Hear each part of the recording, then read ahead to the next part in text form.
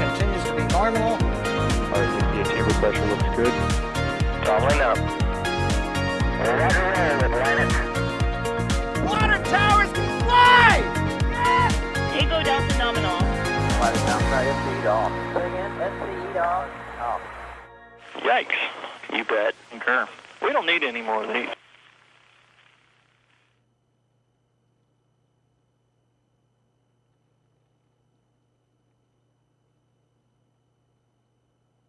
Good morning or good evening, wherever you may be tuning in from. Welcome to a live view of Space Launch Complex 40 at the Cape Canaveral Space Force Station in Florida, where a SpaceX Falcon 9 rocket is slated to loft the Hotbird-13G communication satellite to geostationary transfer orbit early this morning here on the Space Coast. My name is Thomas Burkhart, News Director for NASASpaceflight, and one of your commentators for this morning's launch. I'm going to call it this morning, although I think a lot of us have just stayed up late for tonight's launch, which got us pushed all the way to the end of the window. Liftoff currently targeted for 1:22 a.m. Eastern Time. That's 5:22 UTC. But everything appears to be on track. SpaceX has already confirmed that they are go for propellant loading, so everything appears to be on track for liftoff at the end of the window here. And chat's already going 5x5s in chat, so letting us know that you can hear us. Appreciate that. I want to go around the horn and introduce the rest of your NASA spaceflight crew for tonight's coverage. Adrian Bile is on comms with us, I believe. Adrian, how are you doing this morning? I am doing fine, and also I want to point out, not everybody stayed up. I entered a nap pattern, and then SpaceX decided to go all the way to the end of the window, so I had some funky nap times. But besides that, I'm doing great. Hello, everybody. You've got the better time sleep, zone Adrian? for the morning, yeah. It's sleep, but with extra steps. There you go. You also got Chris Gebhardt that you just heard chime in. He's calling in and rolling out in the field from the press site for this morning's launch. Chris, how are you doing? I am doing absolutely fine, Thomas. Ready to see a beautiful seventh flight of a Falcon 9 take a communication satellite to orbit. Absolutely, gotta go. We will dive in, of course, to the reused booster, but on your screen you can already tell it's being reused because of how scorchy it is. And also out there in the field alongside Chris is Julia Bergeron, NASA spaceflight photographer and journalist. Julia, how are you doing? Well, good evening there, Thomas. I am doing well. I, like Adrian, took a nap, and I'm pleased to be out here at the press site joining Chris tonight. All right, and then back here in the studio as well, Sawyer Rosenstein rounding out our commentary crew. Sawyer, thanks for hopping on this morning. Oh, absolutely. I slept in today, so I am actually wide awake. I'm a night owl to begin with, so this is right up my alley, and I am ready to see another Falcon take to the skies. Absolutely. So we'll go ahead and dive in here. We're currently at T-minus 37 minutes or so. And so we're just 2 minutes away from propellant loading getting underway. But like I said, SpaceX has confirmed that they are go for propellant loading. So at that 35-minute mark, we'll expect RP1 and liquid oxygen loading to begin on the first stage. And we'll also expect RP1 kerosene load on the upper stage to begin at that mark just a couple of minutes from now. We'll confirm once that launch auto sequence has started. But we can also start with an overview of today's mission. We already mentioned that the payload is Hotbird-13G. And if you think that sounds familiar, well, it probably does, because not that long ago, SpaceX was launching the Hotbird-13F mission. In fact, if you looked at the mission patches for both missions, they didn't even really change the mission patch. They inverted a couple colors and changed the letter. But this is another satellite for Eutelsat. And Chris, want to just give us a quick overview of this morning's mission? Yes, indeed. So, as Thomas said, this is Hotbird-13G is a twin of Hotbird-13F for the basic way to think about it. There are little minor changes between the two of them, but they're essentially twins.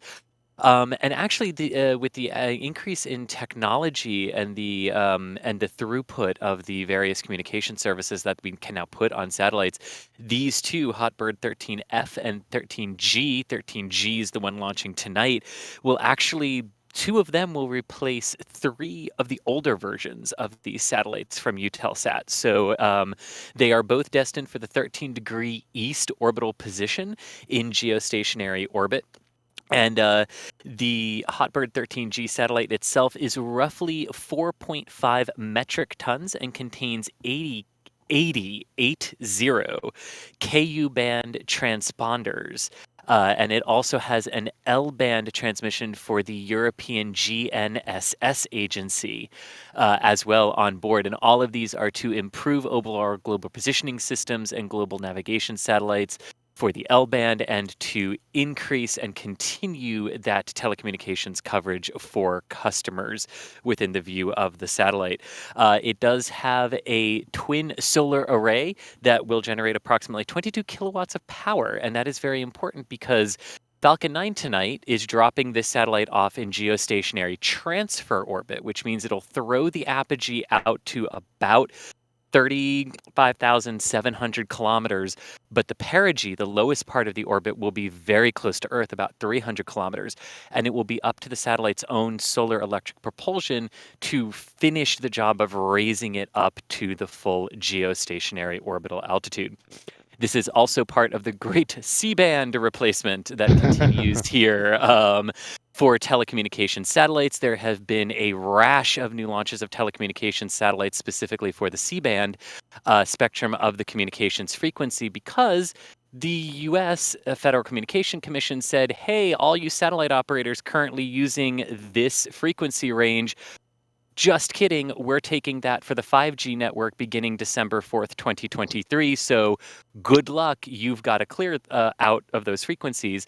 And a lot of some customers were able to just tweak the frequencies of the satellites that were already up. Some, like Eutelsat and others, are simply opting to replace the current generation with a new generation a little bit earlier so that they get a new satellite with better capabilities and they meet the FCC requirement to clear a certain communication range for 5G. And that, in a nutshell, is what's happening on the mission side today if someone else wants to talk about the boosters and the Falcon 9 involved today.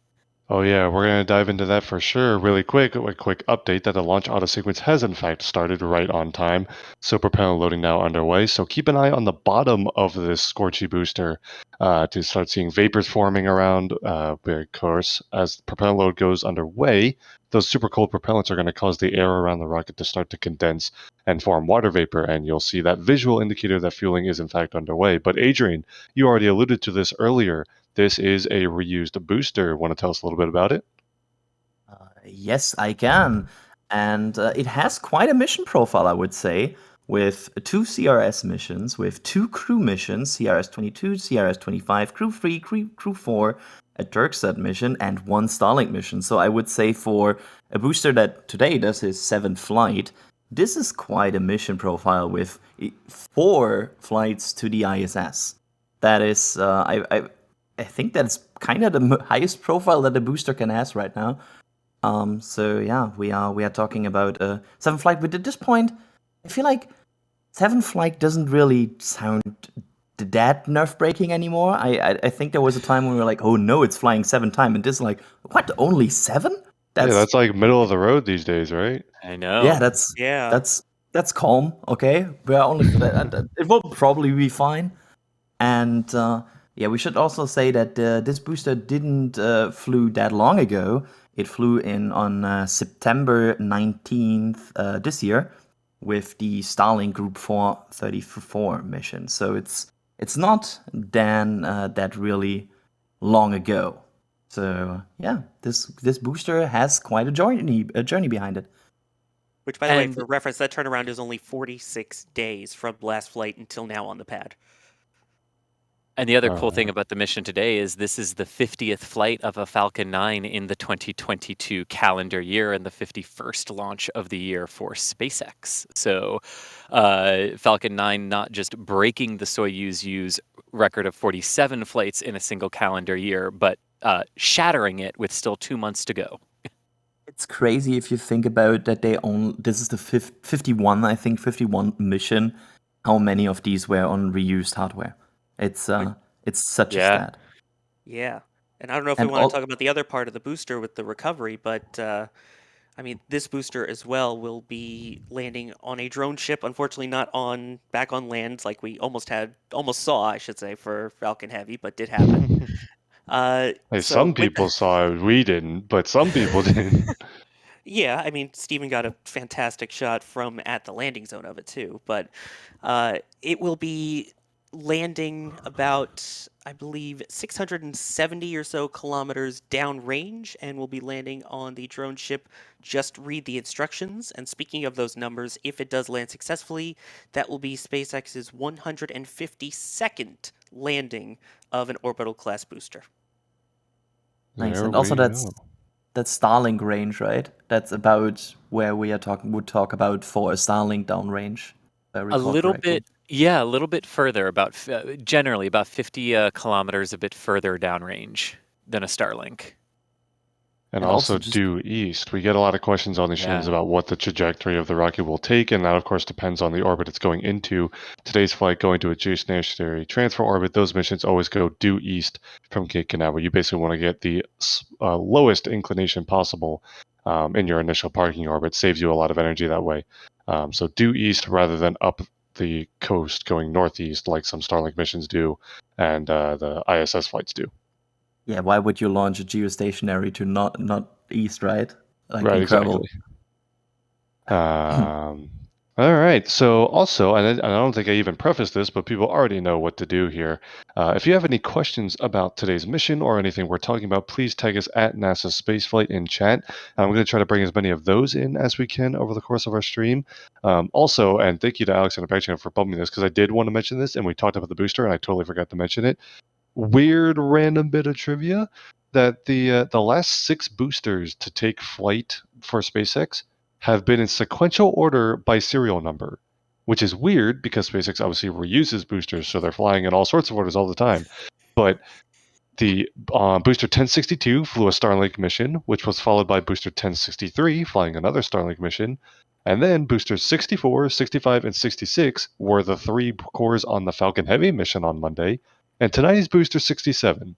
So 6 boosters in a row flying in sequential order. Random bit of trivia. Not sure what the previous record of well, all right. I guess if we go back far enough, they all flew in sequential order because they weren't even landing. But that's kind of cheating. And unfortunately, booster 68 is another Falcon Heavy core, so won't fly next. So unfortunately, the streak ends with tonight's launch. But either way, a little bit of trivia for those watching. I love it. But yeah, I'm going to go ahead and dive into some questions and things. Also getting some support from Super Chats and memberships that I do want to thank. And there's some questions in there as well. Irene became a PadRat member, so we do want to thank that. And then we're going to dive into our first question here from Musical Wolves, who asks, will we be seeing a lot more Hotbirds? Feel like one just launched long ago. It is true that one just launched before this, but I don't think we're expecting a whole lot more, right, Sawyer? Correct. In fact, of the current Hotbird fleet, this is the last one. There is a third sister satellite, but it goes by a different name. So basically, 13F and 13G were the first 2 to replace a bunch of older satellites. In fact, those 2 satellites alone are doing the work of 3 previous ones. And then the next one, I believe, is just using Eutelsat's name on it. So Yeah, I believe it's Eutelsat 10B is the third in a series of 3 launches that Eutelsat purchased from SpaceX, and that satellite actually arrived at Cape Canaveral last month and is getting ready for a launch as early as later this month on yet another Falcon 9. Yeah. But that is not part of the Hotbird constellation technically, just a kind of, it's just named Eutelsat. It's a little bit of a boring name, but either way, that satellite is also coming up, like you mentioned. Also, And part we of should, this. Oh yeah, go ahead, Adrian. Yeah. I feel like we are going for the same, maybe. That we should maybe point out the fact that this initially was to launch on Ariane 5 and 6. Oh yes. And with the delay of Ariane 6 maiden flight now being probably in 2023, hopefully, speaking as a European, they moved to Falcon 9 since they couldn't use that rocket yet. So in theory, I would imagine that down the line, Eutelsat missions would be conducted on our Ariane rocket, but it was not possible for this one, so they moved to Falcon 9. All right. And Chris, was that what you were going to say, or did you have something else to add? That's exactly what I was going to say. Right, yeah, okay. And also interesting along these kind of lines too with this satellite, it actually has a whole bunch of Airbus stuff behind it, as it arrived on an Airbus Beluga aircraft Oh, using yeah. the Space Center, which Airbus built Hotbird, by the way. And I think you can actually see that Airbus Beluga in maybe a flyover that we recently did. I don't know if we caught the Airbus one because there's also the Super Guppy, Oh, it's the which we Super definitely Guppy. caught. That's But what the it was. Airbus Beluga Yeah. is a different plane. I don't think it was out there when we were out there, unfortunately. But I'm sure some We have people the saw Super it come Guppy in. still. But yeah, Super Guppy.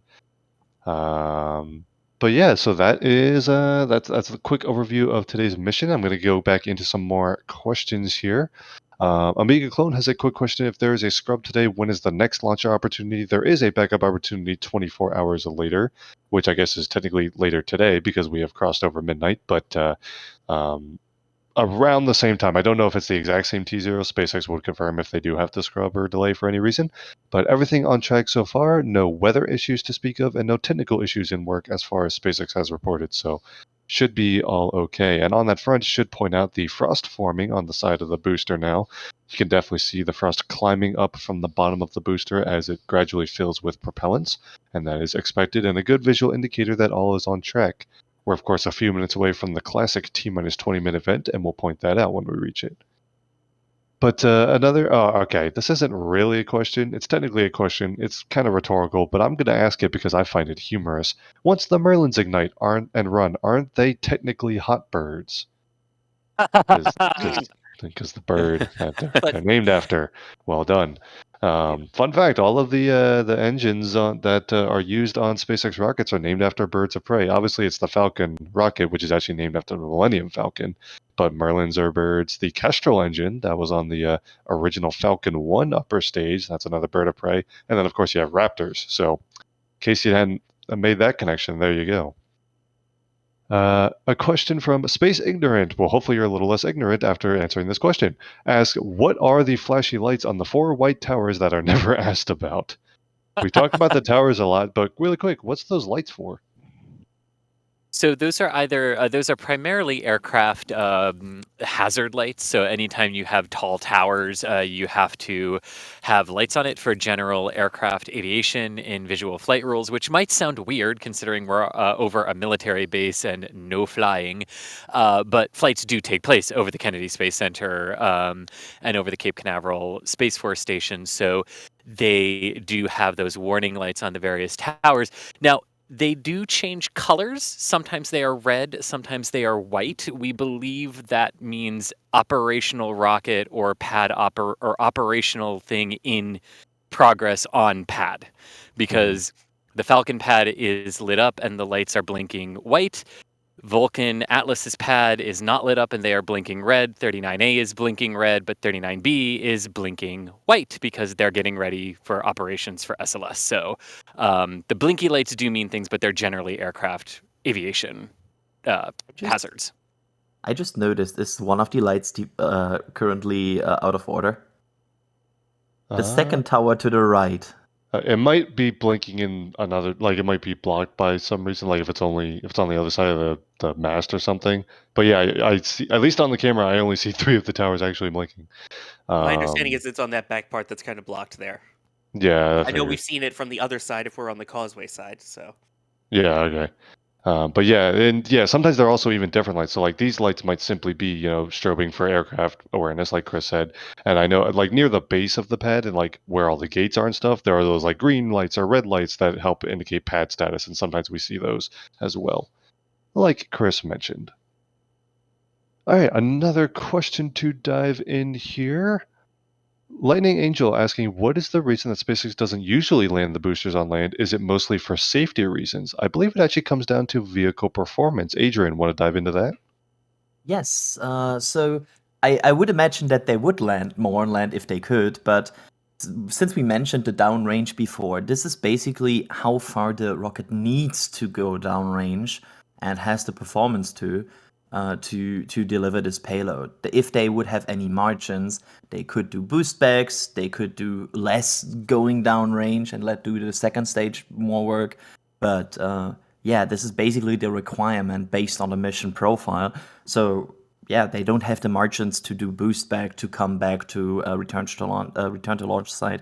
Yeah, it's just coming down to that. And we saw that very impressively, not with a recovery, but with a booster going downrange with the Falcon Heavy mission, how far and how long that center core burned, and then, of course, was not recovered because that was not the plan, because the margins were just not there yet, there for Falcon Heavy.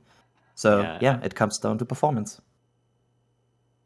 Yep, there you go. Thank you, Adrian. Really quick, a couple bit of supports that have also come in here. Logan dropped in a super chat to say, "You guys are the best launch coverage on YouTube." That is high praise, Logan, and we greatly appreciate it. Glad you're enjoying the coverage. And then also, Martian Metals has gifted 10 Red Team memberships, a huge amount of support there as well, so we greatly appreciate that. And right on cue, as we approach the T-minus 20-minute mark, there is that 20-minute vent, and that is the visual indicator that, again, the countdown is proceeding as planned. It's a completely expected and normal part of a Falcon 9 countdown. It is actually, what you're seeing there is the lines that are used to load propellants onto the upper stage are being purged because they will have finished loading the upper stage with RP1 kerosene and are now purging those lines so that they can be used to load liquid oxygen into the upper stage. They only load one of the propellants on the upper stage at a time versus the first stage, which loads both simultaneously. And they load liquid oxygen after kerosene because kerosene is a little bit more stable, even at the densified temperatures that are used on Falcon 9. So the liquid oxygen would boil off if they loaded it first, so they load it second because the kerosene will stay more stable and won't require as much loss while the rocket sits on the pad for the last 20 minutes. But that's, again, a perfectly nominal indicator and tells us that fueling is right on schedule, or propellant loading, I should say. I guess liquid oxygen is not a fuel, it is only an oxidizer. Anyway, another question to dive in here. Eduardo asking, how long will deployment take for Hotbird-13G? Anyone got the mission timeline up and want to take that? I do. There you go, so you're all you. All right. So for this mission, once the second stage cuts off in what's called SECO, about 8 minutes after flight, it will coast for about 20 minutes or so. Then at T plus 29 minutes and 11 seconds, we will see the Merlin vacuum engine restart in what's called SES-2, or Second Engine Start 2. That burn of 59 seconds, to be exact, will then complete all of the engine burns, finally deploying Hotbird-13G about 36 minutes after it takes to the skies. All right, there you go. Thank you, Sawyer. And again, that's part of that geostationary transfer orbit mission ascent kind of profile, which differs from the Falcon Heavy mission that had that huge coast phase before another burn to circularize. Part of why Falcon Heavy was required for that mission, because it was going directly to geostationary rather than just a transfer orbit and letting the payload do the rest.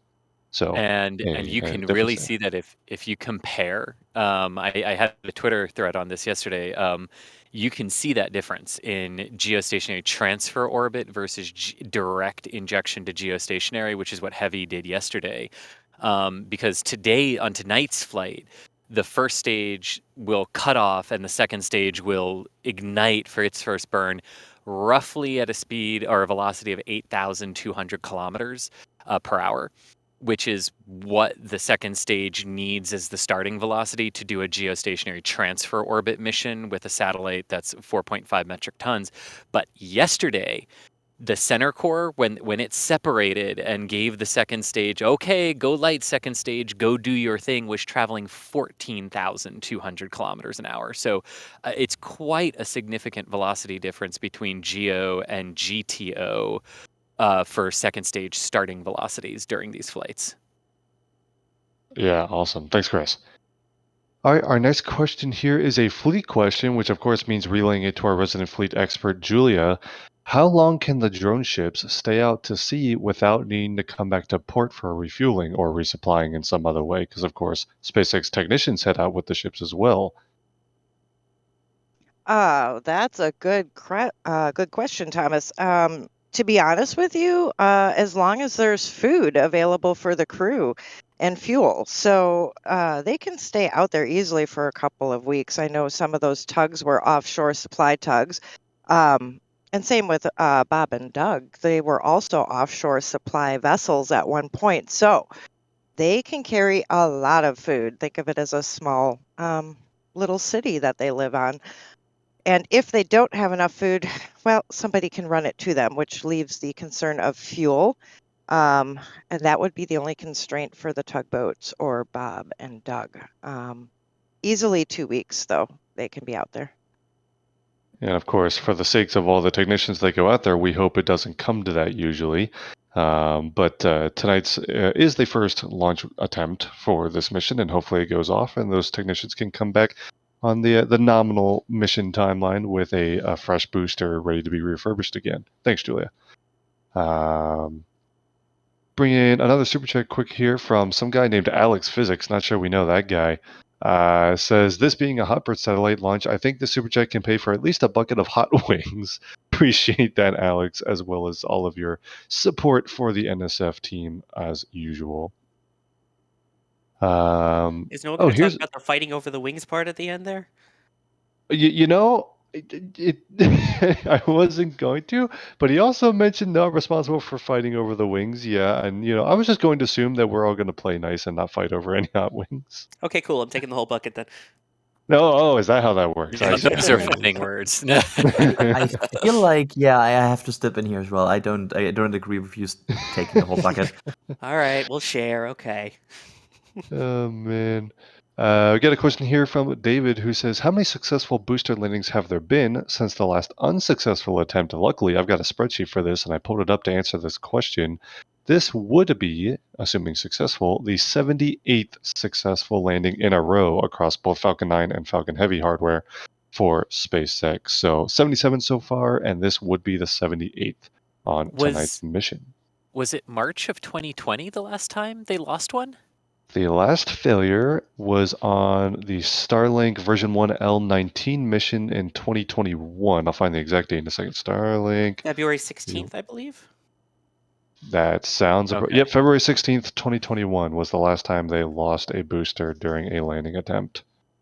In there is also the bit crunchy recovery of B1069, right? That's true, but it was still successful. 1069. Yep, 1069 still lives, and I just want to add a side note that I am so happy we no longer have that as our naming system for Starlink. Oh yeah, that's true. The group numbers are a little bit more clean. By the way, in case you're wondering, another flight that 1069 did, it's one of its most recent ones, was 13F of this exact same type. Oh yeah, there you go. All right, let me see what is oh yeah, so someone else actually had a follow-up question. Basically, Falcon 9 is approaching a full calendar year without a recovery failure. We are actually beyond that now. So if it was February 2021, it's been more than a calendar year since the last failed recovery attempt. Of course, there was the expended center core from Falcon Heavy on Monday, but that was intentional, so it doesn't really count as a failure. All right, let me see what other questions we got here.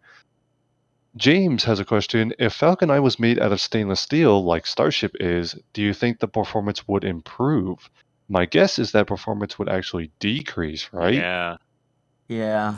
That is what I would think, because stainless steel is a lot heavier than the current composites that they use for Falcon 9.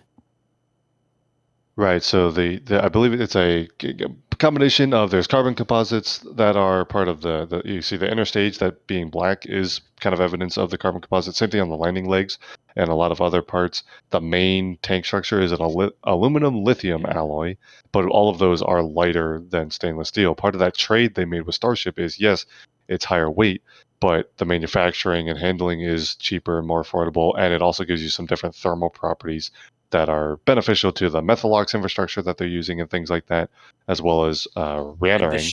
And the sheer power of the Raptor 2s help with that. Yes, exactly. Like the thrust on Raptor is high enough to overcome the weight loss and gives you some of those manufacturing and thermal benefits that steel comes with. But a very good question there, James.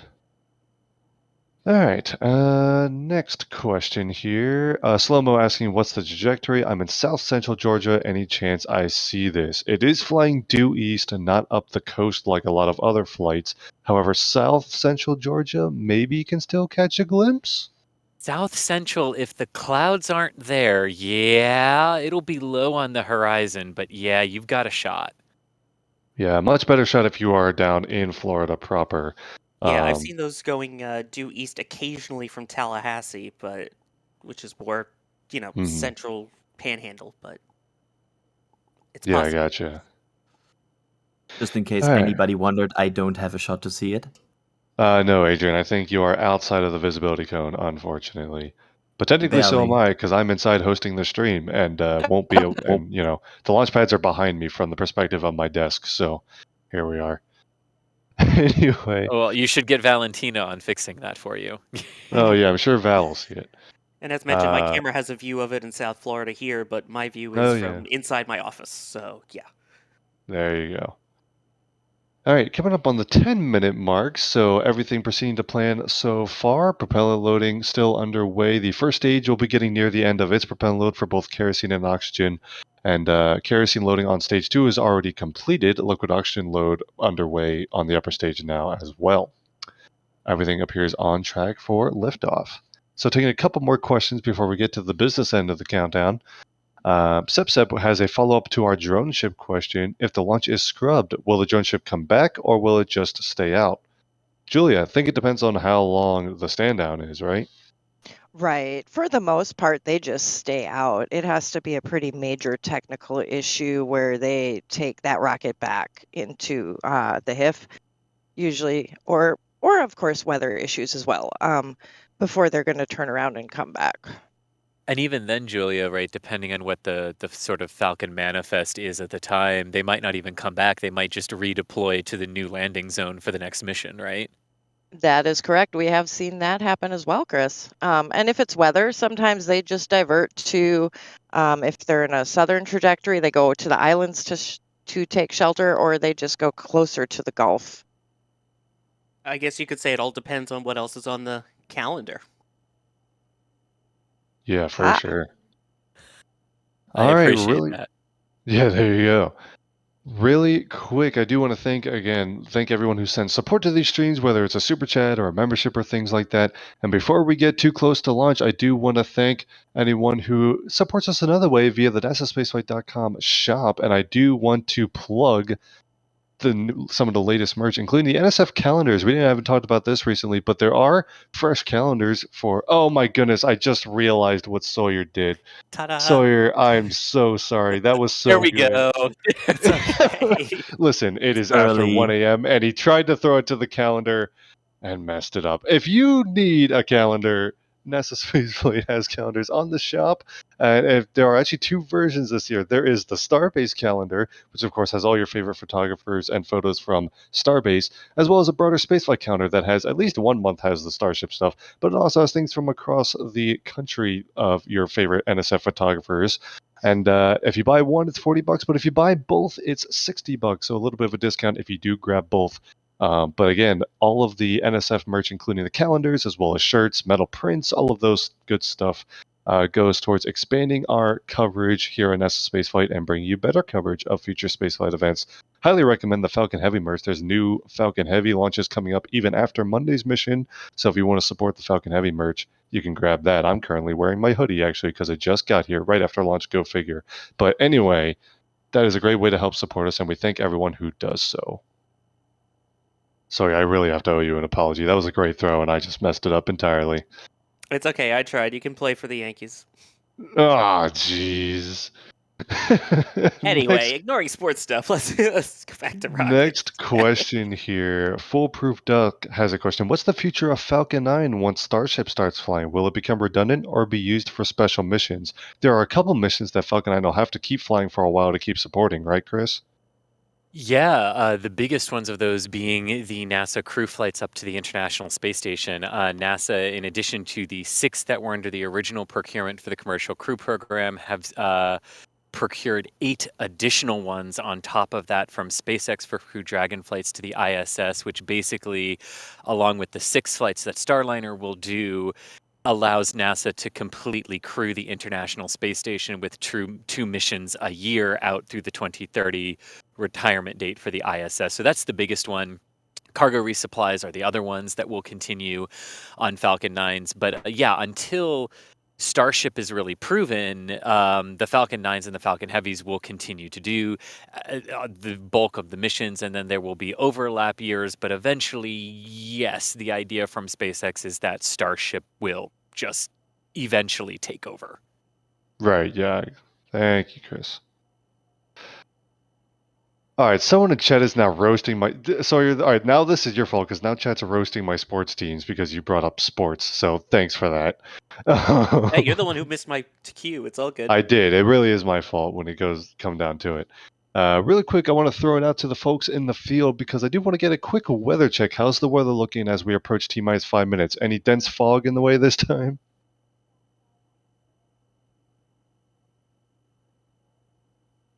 Our field members might be talking while muted. Someone's yes, talking while talking. muted. There we Talking go. while muted. See, Julie and I are close enough. I hard muted myself when she was giving her last answer. Yeah, no fog, but unfortunately the cloud layer has rolled in, so we'll see it visually from the ground for about 45 seconds, and then intermittently from there on out. But that is what we are seeing here. But no constraints to lifting off, so good on that front. Sounds There is good. a blanket of something around here, Chris. It's called mosquitoes. Oof. Isn't it cold at But, this time yeah. of the year, so they should at some point just go away? Oh wait, it's That's Florida. Florida. This is Yeah. Florida. Good Doesn't try. apply, unfortunately. Not cold, not cold. All I can say is I already have the bug spray prepped for Artemis rollout for us, gang, so we'll be good. Okay.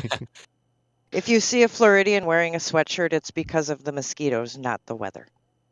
Yeah, exactly. All right, coming up on the 4-minute mark. Got time for like maybe one or two more questions really quick. Martian Metals with the super chat says, does Chris really always say indeed? Julia's laughing in the background. Yes, I legitimately do say indeed quite a lot, and it stems very quickly. It stems from a joke that a former colleague and a really good friend of mine had for years when we worked together. So that it's just ingrained in me to say it. Yes, but I really do say it all the time. Indeed. Nice. And It's see, you not missed a the chance to Stargate. just. I was gonna say you missed the chance to answer that question by just going indeed. Yeah, I was wondering if he was going to do that, but yeah. I did think about that, but Indeed, you I did. always thought it was just a Stargate reference, but here we go. I learned something today. There you go. Also, really quick, we got an update from SpaceX. We were talking about the reused booster. Do want to mention that the fairing halves are also being reused. One of them is on its 4th flight and the other on its 6th flight. So a lot of reused hardware on today's flight. And they are expected to be recovered as well. The expected fairing recovery position is about 790 or so kilometers downrange, so past where the booster will land. All right, there we go. I know our field team is going to hop off comms right about now because we're coming up on the 3-minute mark, and they're going to focus on tracking the rocket. But us here in the studio will continue to bring you updates through the rest of the countdown and through liftoff. In a little bit here, we're going to expect another big vent from the transporter erector right next to the rocket, just like we saw at T-minus 20 minutes.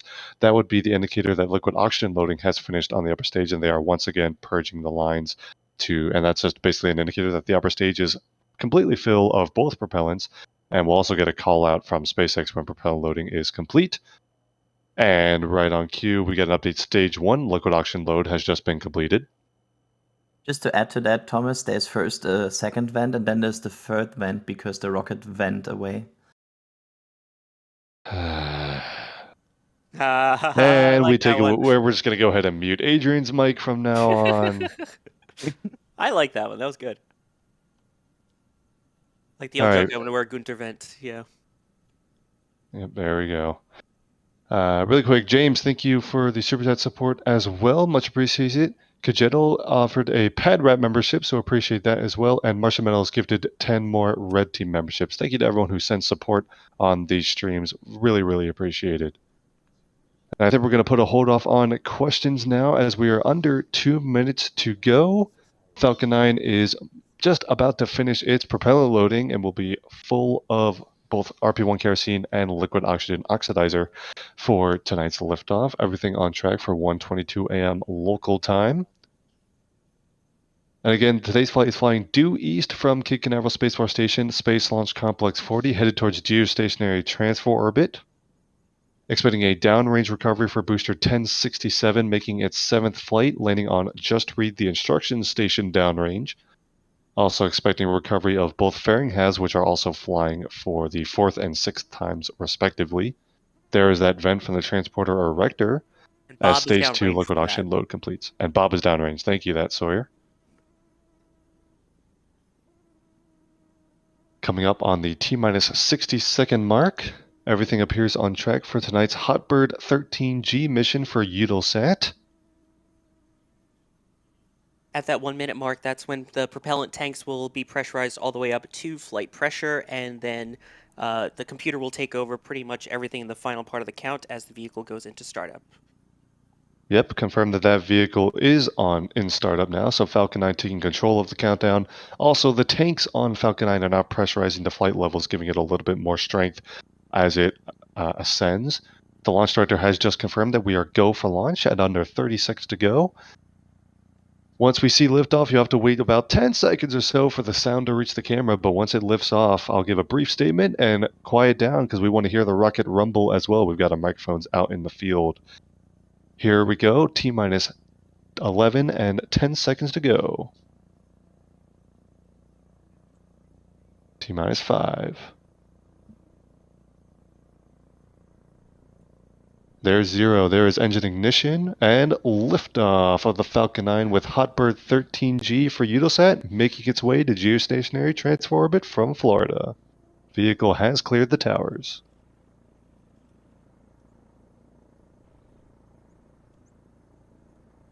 Stand by for the rocket rumble.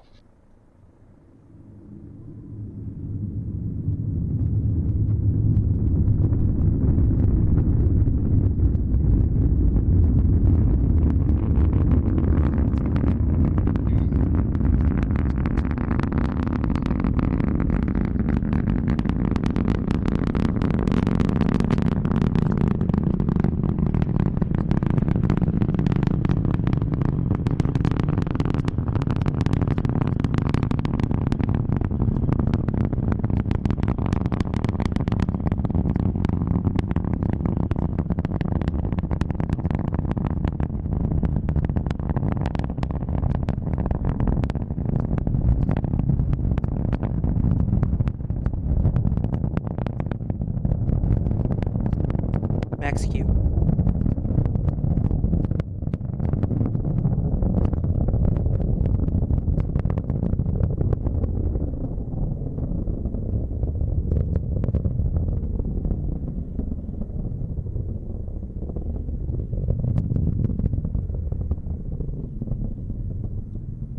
Over a minute and a half into flight now, Falcon 9 through the right area of maximum aerodynamic pressure. Don't you Now love clouds? supersonic. Sounds so good. Oh, you can't beat that But- sound. Falcon 9 ascending through a couple layers of clouds there as we saw, but still got it on a couple of the cameras.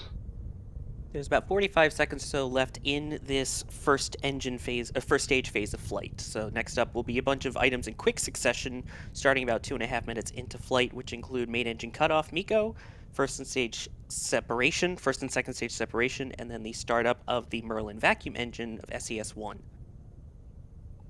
Everything appears on track so far. Can't confirm that my house shook, so confirm the rocket did in fact launch.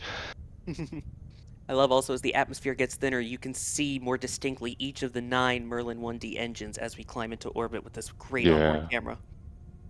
And you can see that plume expanding as the rocket goes into thinner air. Stand by for MECO. It took me way too long to figure out that this shot actually shows the MVAC.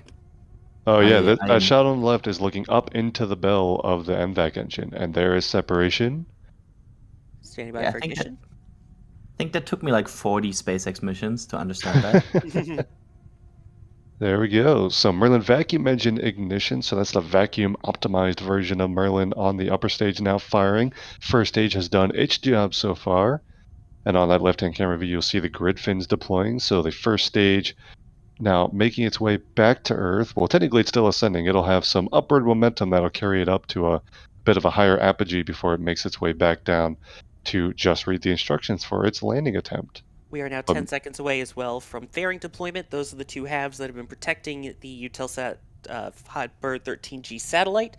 Once we get past the thick parts of the atmosphere and into space, the protection is no longer needed, and so, as you'll see just about now, they'll pop away. There you go. So payload fairing separation is now confirmed. Also on that left-hand view, getting some views of the night lights of Florida. Well, okay, now they'll switch the camera right as I say that naturally. But there was live views of the lights down in Florida. as the first stage starts to make its way back. So one of They're these listening to views- you, Thomas. Listening to Yeah. One of these I know. lights was your house, Thomas. Yeah, well, you know what? One of them was. But T plus 4 minutes now, upper stage making its way towards an initial low Earth orbit parking orbit. So the upper stage will reach a low Earth orbit initially with the Hotbird-13G satellite. And then we'll have a brief coast phase, not a super long coast phase, but just long enough for the upper stage and its payload to reach the equator. And that is where they will conduct the GTO insertion burn. So to kick the highest point of the orbit out closer to geostationary altitude, and that'll be the orbit that Hotbird is released into. And we have But about we're 3.5 gonna, minutes left in this first second engine burn here. yes. And so the next major thing that we'll see will be on the first stage itself, which you can see right now, based on the numbers in the bottom left, just reached apogee, or the highest point. It was 123 kilometers, and it's now dropped to 122. So we should be coming up next at about 6.5 minutes into this flight on entry burn. That is when the first stage will fire up some, not all, of its engines to help slow itself down in anticipation of re-entering Earth's atmosphere. All right. Over 5 minutes into the flight now, everything appears nominal so far. See that first stage accelerating as it descends towards the atmosphere. Of course, before too long, that entry burn will start slowing it down, like Sawyer mentioned. Upper stage continuing to accelerate towards orbital velocity appears to be going well as well. That's what you're seeing now, the glowing engine bell of the Merlin vacuum engine on that upper stage. We'll expect to get some live views back from the first stage once that entry burns begin, but right now I suspect you can't see much because, well, it is the middle of the night, and even though the first stage should still have a pretty solid telemetry connection like it normally does on this part of the flight, don't think you can see much, so I think that's why we're not getting that camera right now. Exactly why, And because you would see just pure blackness. Yeah. and while you were saying that, Thomas, we crossed the halfway mark to orbital velocity on the second stage there as it eked above 14,000 kilometers per hour there. So things definitely continuing to go well with the second stage ascent into the parking orbit tonight. And it's interesting you mentioned that. It's worth pointing out that the reason you pass halfway, almost 6 minutes into the flight, is because as the vehicle gets lighter, it accelerates faster. So it'll do the second half much faster than it got the first. Oh, there's Yes, stage it one. will. But there's Stage that one's on your stage one left. camera back, and we And are you can see expecting the entry burn flashes here of the- shortly. There we And go. And there we go. Beautiful. So there is that center engine lighting briefly, and now the two outer engines joining it in a 1-3-1 pattern for the entry burn, not just decelerating the vehicle, but also providing some thermal protection in the form of fighting fire with fire as it makes its way back through the atmosphere. And also of interesting note, this is the exact reason why when you see the boosters come back, they look so sooty, is that it Mhm. is flying through its own exhaust plume here. So the carbon-based exhaust plume will then get onto the cameras and onto the body of it and get that black sootiness that we've now grown to love with these reflown boosters. I love, by There the we way, go. the side note we made on the Falcon Heavy stream that the side boosters also get fried by the center core because center Yeah. core is kind of suiting him on one side. True. Yep. But yeah, nominal entry burn, and then right after that, we usually expect telemetry to cut in and out there, but you'll see the numbers on the bottom left update periodically as the telemetry comes in and out. Hopefully get a good connection as it gets towards the drone ship, because we want to see that landing, of course. But meanwhile, solid connection with that upper stage, which is continuing to accelerate. We'll expect SECO 1 just before the first stage lands on Just Read the Instructions, and that'll be cut off of the initial parking orbit for the upper stage and Hotbird-13G. We are 15 seconds away from that second engine cutoff, or SECO. And then about 15 seconds after we have SECO is when the first stage landing burn will begin. So stand by for SECO 1.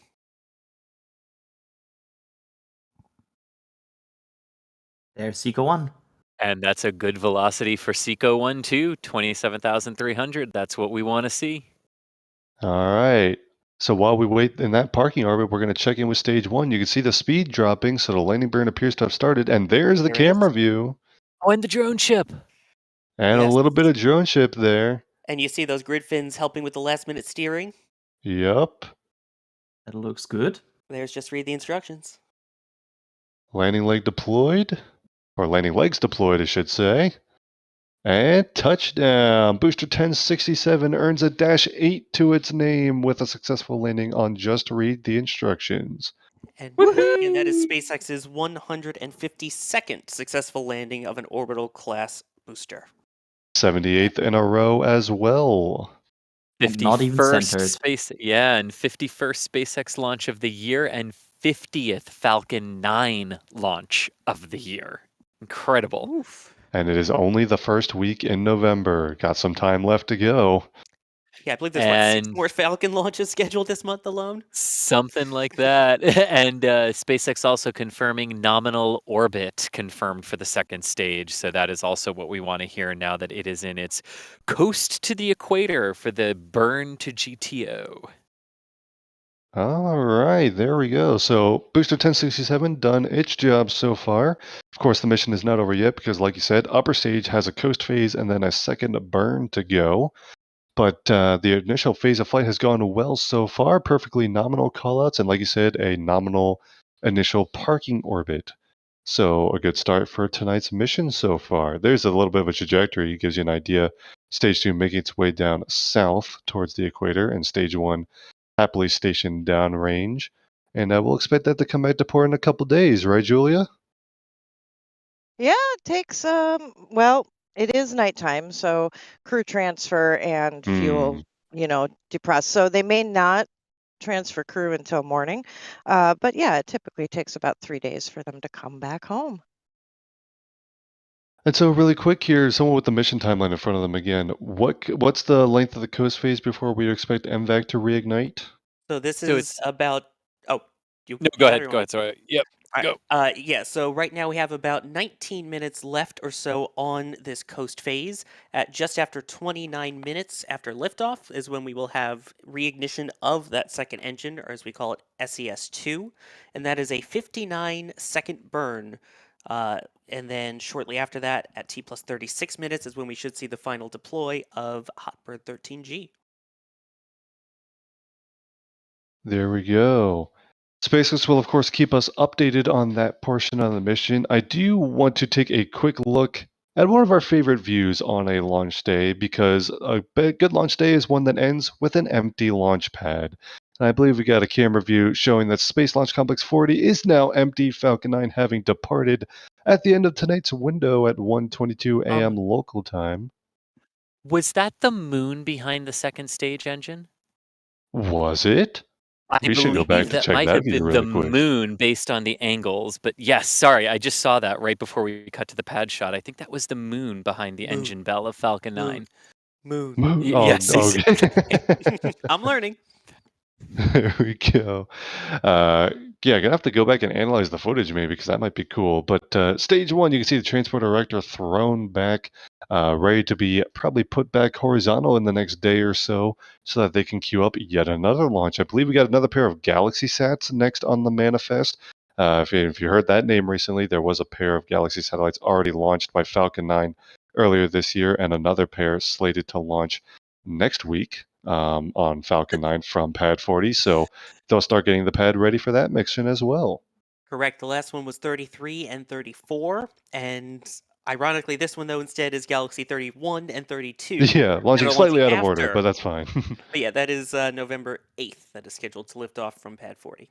And they, as well, are part of the, you guessed it, great C-band replacement. Yeah. Yay! Oh no. Uh-huh. I'm not. Still waiting for great C-band replacement merch, by the way. But Give it time. Give it time. We should maybe point out that that next Galaxy launch is special in some way. it is, but in because like a it's- sad way. It's not even in a good way, Yeah. though. But it will mark the end of B1051, which will be in an expandable configuration on that mission, and take a swim.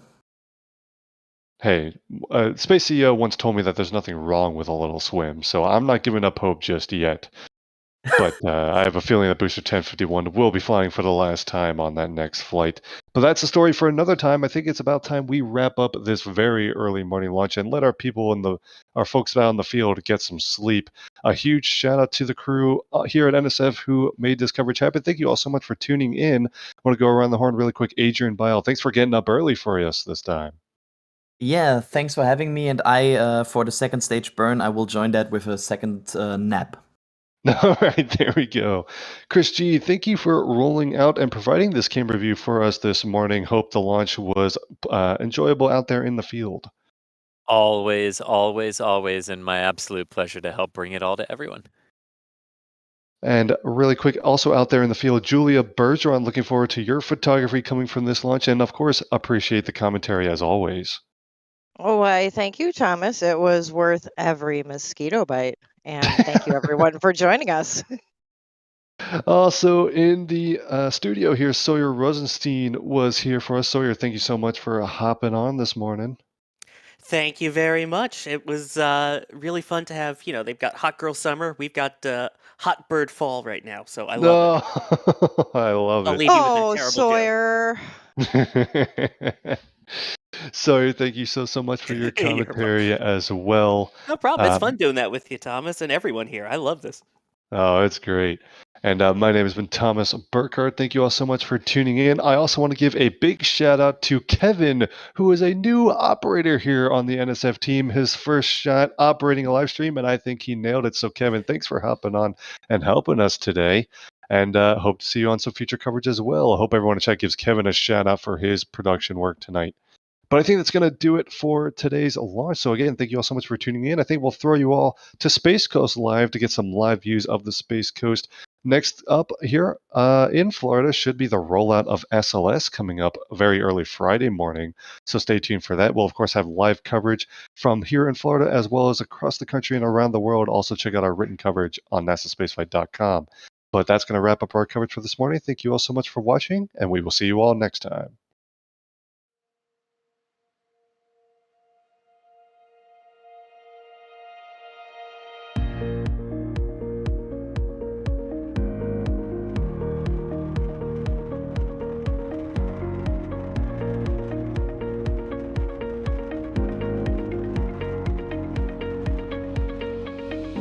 We have liftoff. Propulsion continues to be nominal. Our chamber pressure looks good. Doubling up. Roger, roll, planet. Water towers can fly! Yes! Tango down to nominal. Flight down, SCE off. Say again, SCE off. Yikes. You bet. Concur. We don't need any more of these.